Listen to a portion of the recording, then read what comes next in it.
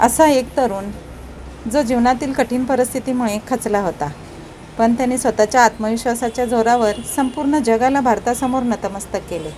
त्याच्या एका भाषणाने हजारो लोक उभा राहून टाळ्या वाजवत. त्याचा एक संदेश आजही हजारो लोकांचं आयुष्य बदलत आहे.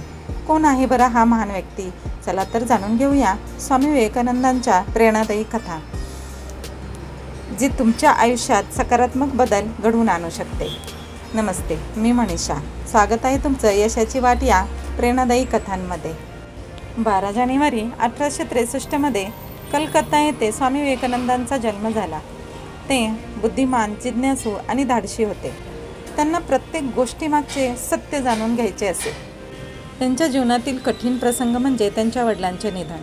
त्यावेळी त्यांची आर्थिक परिस्थिती खूपच हलाखीची झाली. त्यांना घरी खायला 2 वेळचे अन्नही नसे, पण त्यांनी परिस्थितीसमोर कधी हार नाही मानली. त्यांचा विश्वास होता की अडचणी या माणसाला मजबूत बनवतात. एके दिवशी स्वामी विवेकानंद वाराणसीमध्ये चालत होते.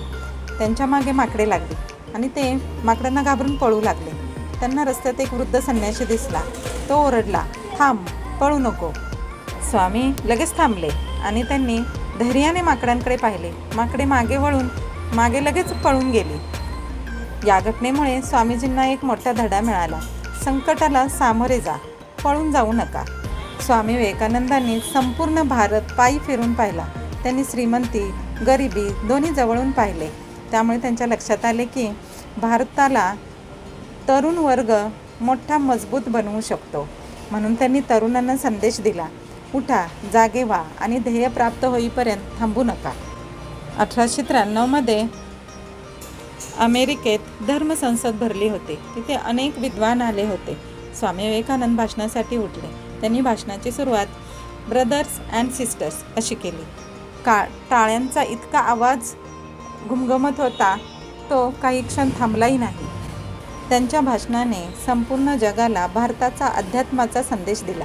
स्वामी विवेकानंदांचा ठाम विश्वास होता, स्वतःवर विश्वास ठेवणारा माणूस कोणतीही अशक्य गोष्ट वाटणारी शक्य करू शकतो. स्वामी विवेकानंद म्हणायचे, स्वतःला कमकुवत समजू नका. प्रत्येक व्यक्तीमध्ये अमर्याद शक्ती दडलेली आहे. आजच्या काळात हा संदेश खूप महत्त्वाचा आहे. आजची तरुण पिढी अभ्यासाच्या ताणतणावाखाली आहे. अशा वेळी हा संदेश आठवतो. स्वतःवर विश्वास ठेवा, मेहनत करा, फळ निश्चित येईल. धन्यवाद. जय हिंद.